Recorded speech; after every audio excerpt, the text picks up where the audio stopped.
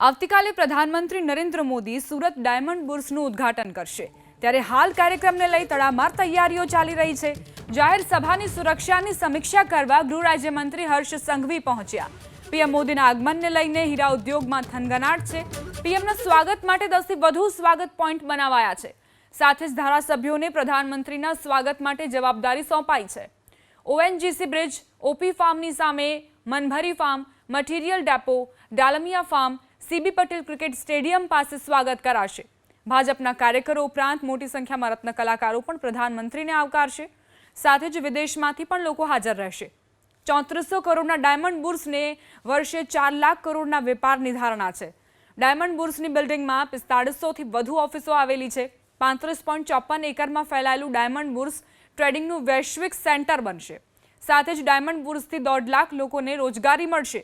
Diamond બુર્સની 67,000 લોકો કામ કરી શકે એટલી ક્ષમતા છે। ઇમ્પોર્ટ એક્સપોર્ટ માટે કસ્ટમ ક્લિયરન્સ હાઉસની પણ સુવિધા છે અને સંકુલમાં 11,000 ટુ વ્હીલર અને 5100 ફોર વ્હીલર પાર્કની વ્યવસ્થા છે।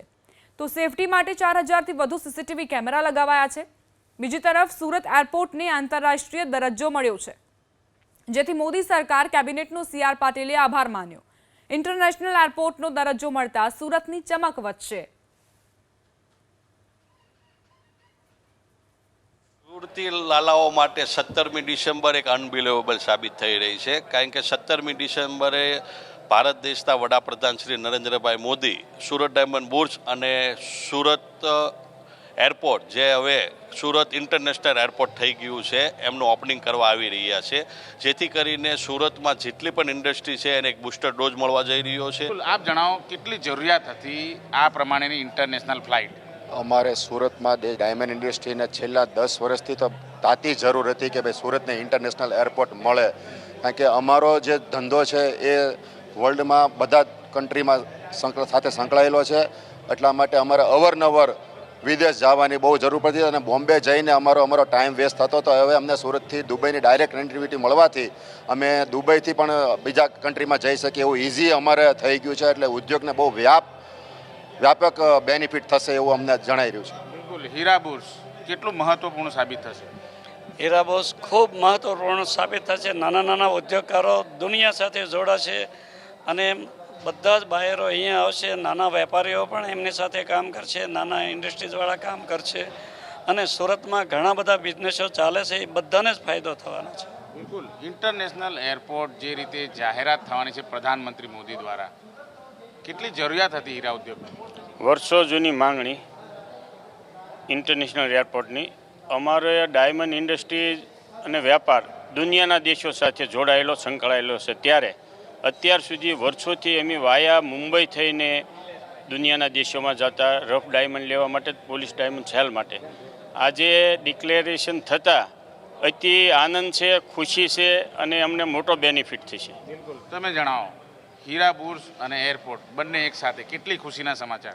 બહુ જ મોટી ખુશીના સમાચાર છે। સુરતની ટોટલ 70 લાખની વસ્તીને ખુશીના સમાચાર, કારણ કે સુરતનો ગ્રોથ બહુ થશે, કારણ કે રિયલ એસ્ટેટ બી ચાલશે અને જ્વેલરી અહીં ચાલે છે, ઉદ્યોગો બધા ચાલશે।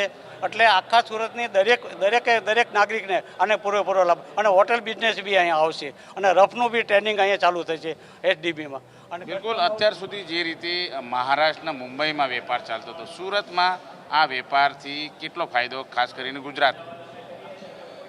સુરતને આવતા સમયમાં અમે તો મુંબઈ જ મૂકીએ છીએ પહેલી વાત, અને જ્યારે આજે આંતરરાષ્ટ્રીય દરજ્જો મળ્યો છે એરપોર્ટનો, અને સાથે સાથે ડાયમંડ બુર્સનું આજે આવતીકાલે ઉદ્ઘાટન થઈ રહ્યું છે, જે વર્લ્ડ ટ્રેડિંગમાં, ડાયમંડ ટ્રેડિંગમાં સૌથી મોટામાં મોટું ટ્રેડ સેન્ટર છે। આ જોતાં અમે એવું લાગે છે કે આવતા 5 વર્ષમાં સુરત એ મુંબઈ જ છે અને એનો જ બેનિફિટ બધાને મળશે।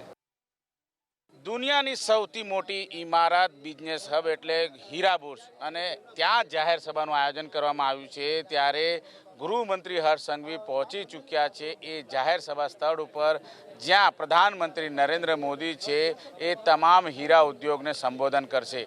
દ્રશ્યમાં જોઈ શકાય છે જે રીતનું ભપકાદાર આયોજન છે, અને એ આયોજનને લઈને સુરક્ષા વ્યવસ્થા કયા પ્રકારની છે, કયા પ્રકારે બેઠક વ્યવસ્થા હશે, કોણ ક્યાં કઈ રીતે શોભાયમાન થશે, એ તમામ બાબતોની પૃચ્છા છે કરવામાં આવી રહી છે.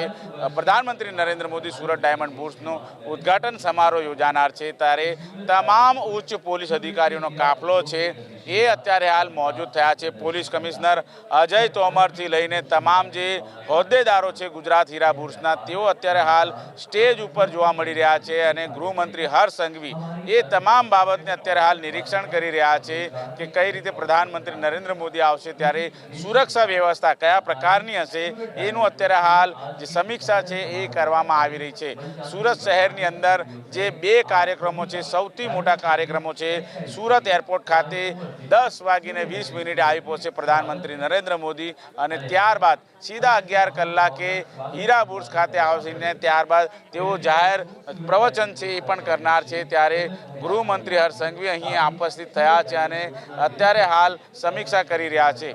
ભપકાદાર આયોજન છે અને મોટી સંખ્યામાં હીરા ઉદ્યોગકારો છે એ અહીં આવી પહોંચ્યા, અને ત્યારબાદ સુરત ડાયમંડ બુર્સ છે તેનું અત્યારે હાલ નિરીક્ષણ કરીને ત્યારબાદ સુરક્ષા વ્યવસ્થાને પણ ધ્યાનમાં રાખવામાં આવ્યા છે.